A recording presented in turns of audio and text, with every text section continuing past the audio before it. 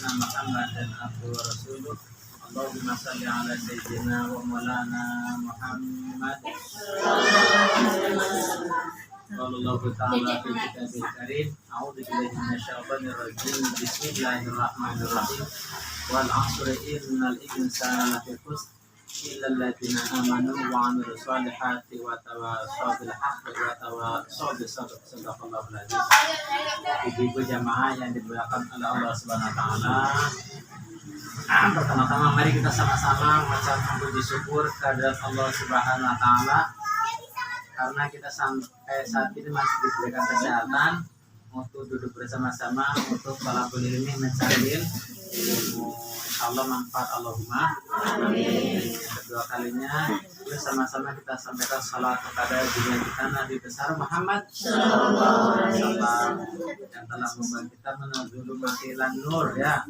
Mudah-mudahan kita yang kumpul di sini khususnya mendapatkan sahabat dari Rasulullah Sallallahu Alaihi Wasallam. Ini masih semangat untuk mengikuti pengajian atau pikirannya sudah di rumah? Karena sudah sore, nanti saya ngomong banyak bla bla bla nggak? Pikirannya di rumah percuma nanti. Percumanya apa? Bukan saya merasa capek menyampaikan.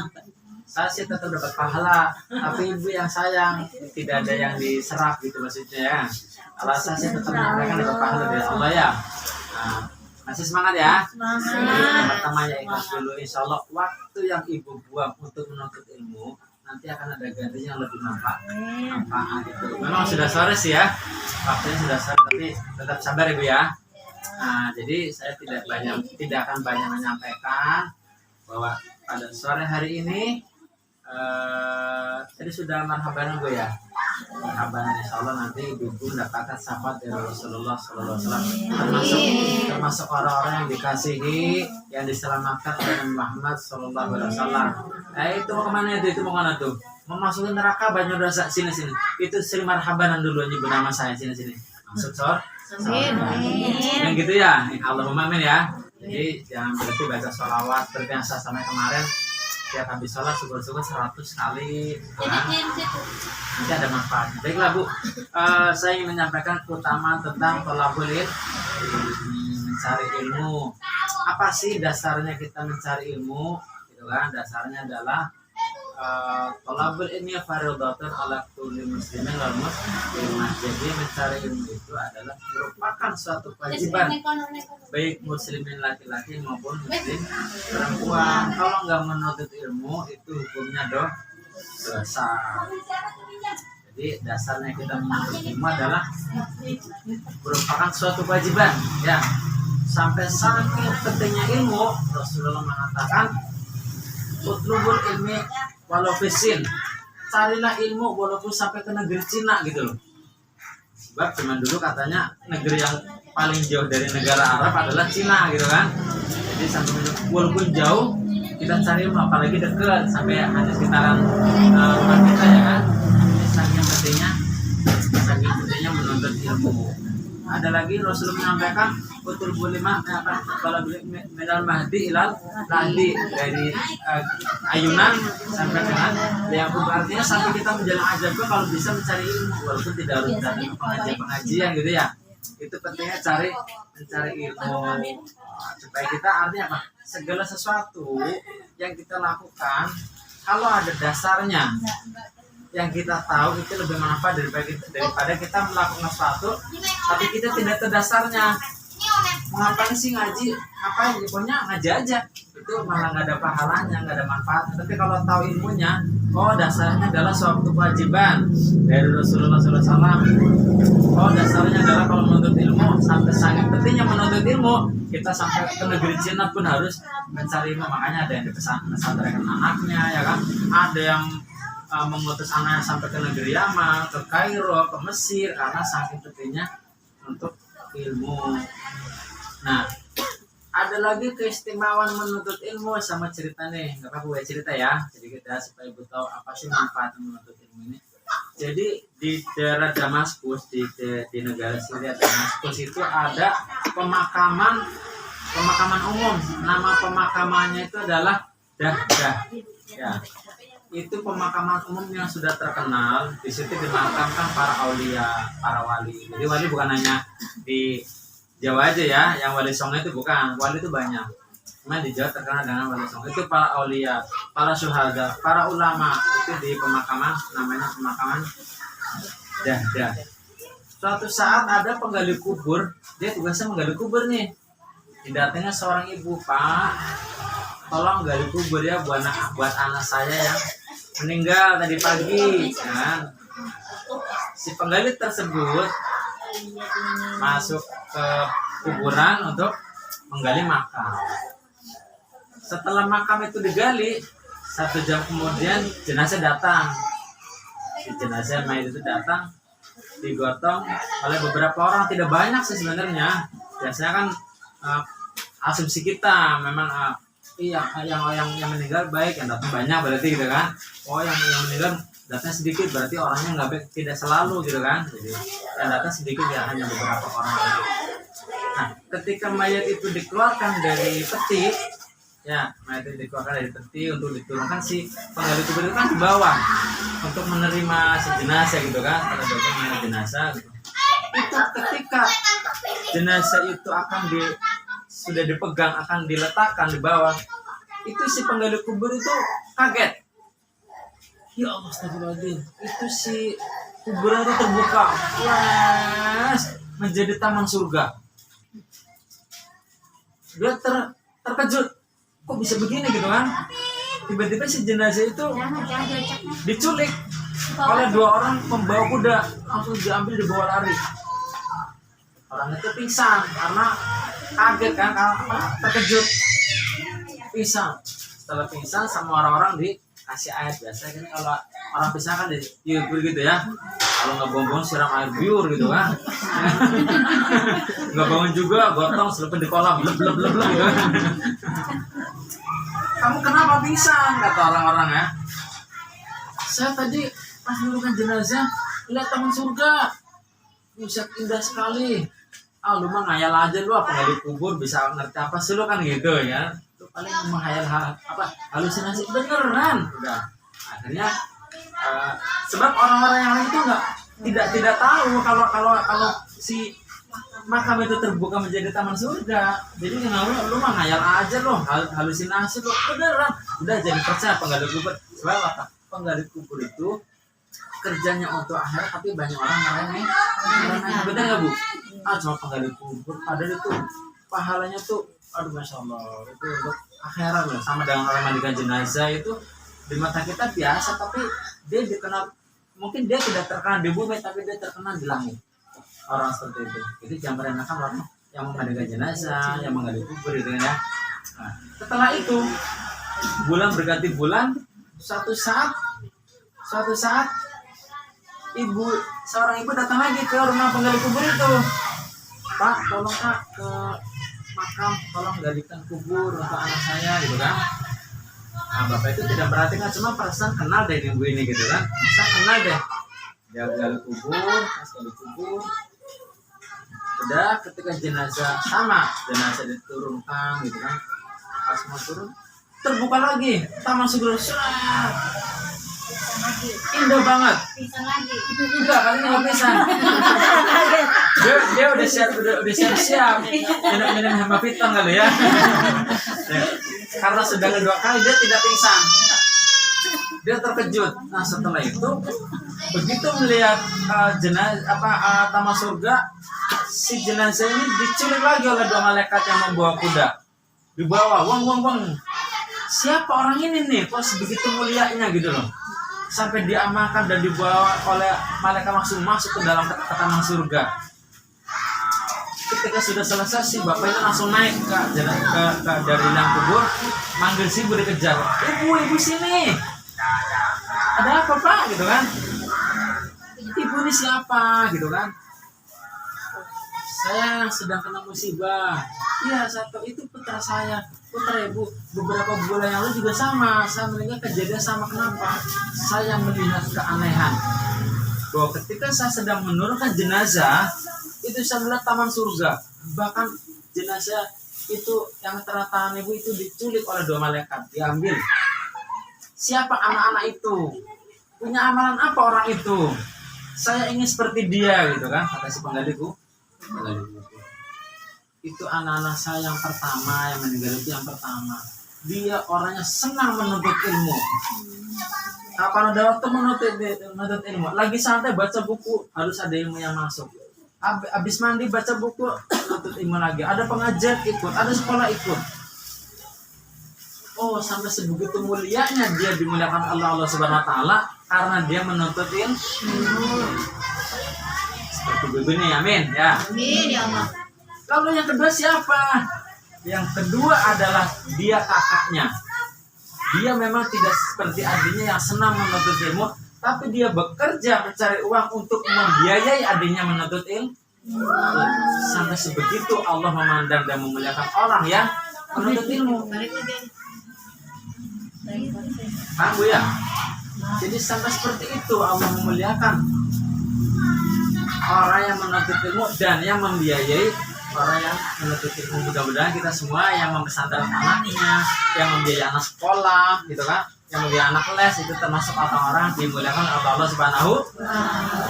Sampai seperti itu. Nah, sejak dari itulah si penggali kubur ini langsung ke Masjid At-Taubah, di mana di situ adalah pusat pengajian untuk menuntut ilmu. Dia menemui seorang guru, saya lupa namanya ya, bahwa saya ingin menuntut ilmu. Umurmu berapa? Saya antara 45 sampai 50 tahun. Nah, lu kemana aja? Umur segini baru menuntut ilmu kan gitu kan? Jadi orang itu penggali kubur itu orang tidak pintar lah, bodoh namanya penggali kubur. Kamu kemana aja setelah 45 tahun umurmu baru menuntut ilmu?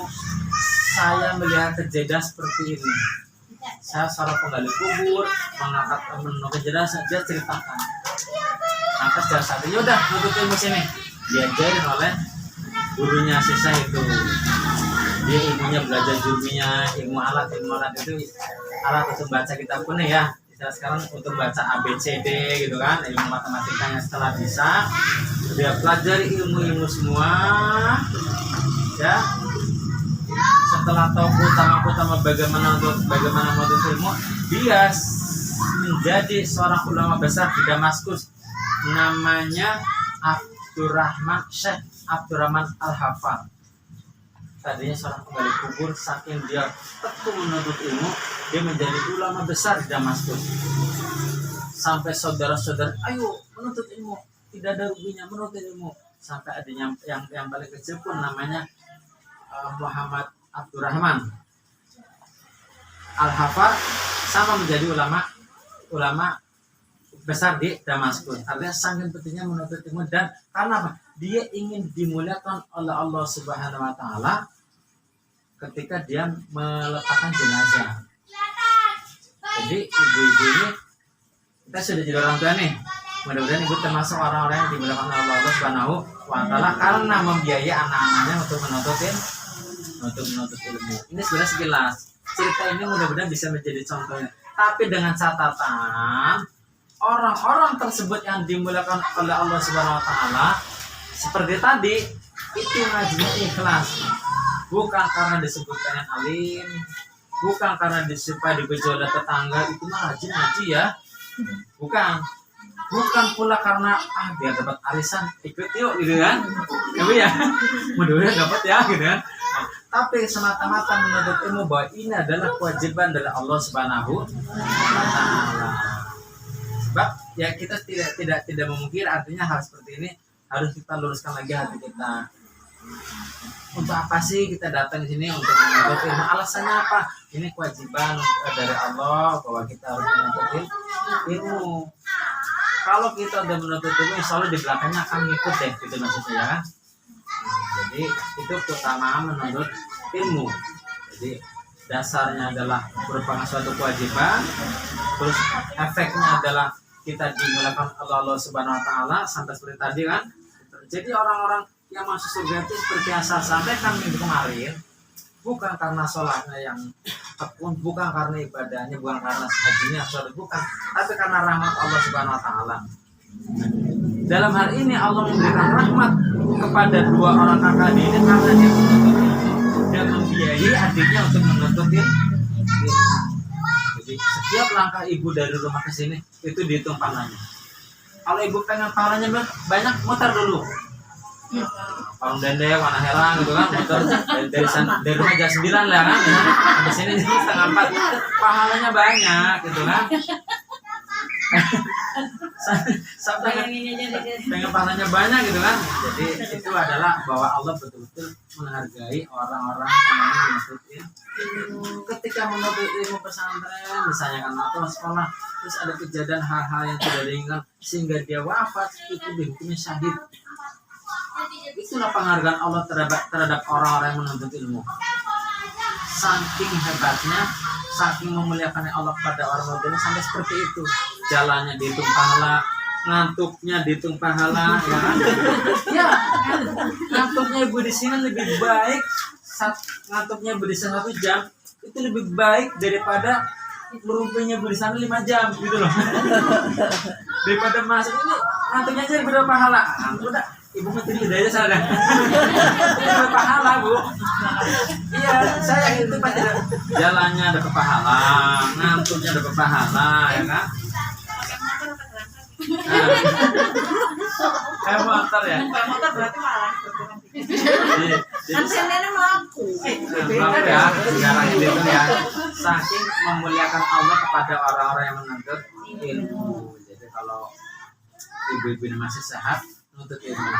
Kalau udah nggak memungkinkan jalan, kalau bisa minta bonceng temannya. Kalau masih nggak bisa juga di rumah. Sekarang zamannya HP kan, dari HP aja nggak apa-apa. Lihat YouTube kan, nonton ilmu. Tujuannya bukan sekedar tadinya main anak ya, ceramahnya lucu, bukan lucunya, tapi ilmunya gitu maksudnya, ya nggak? Padahal habis pengajian sana, iya enak ustadznya lucu.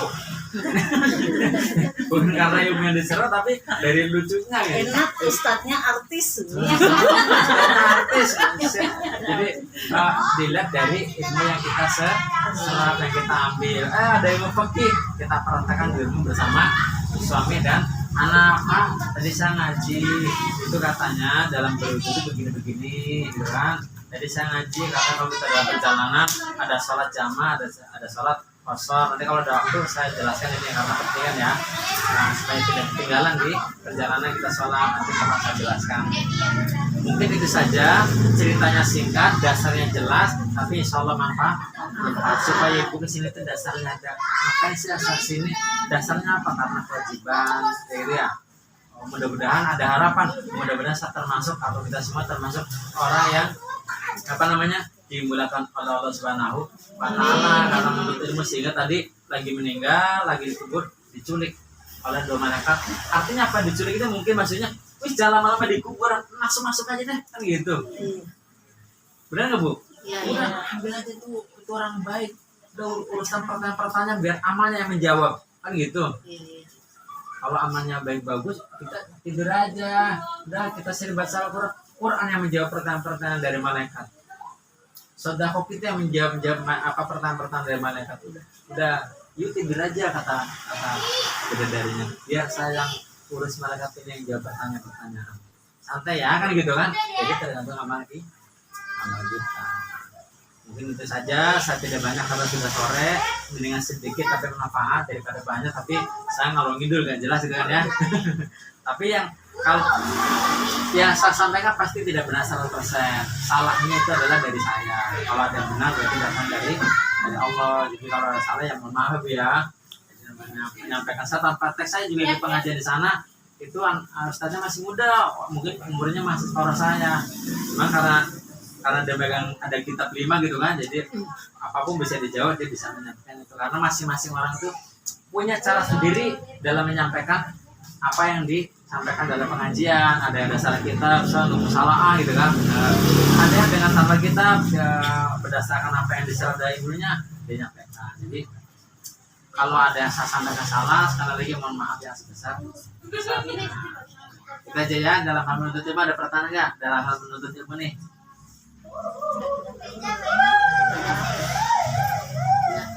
Aku belum sore, bentar lagi buka puasa.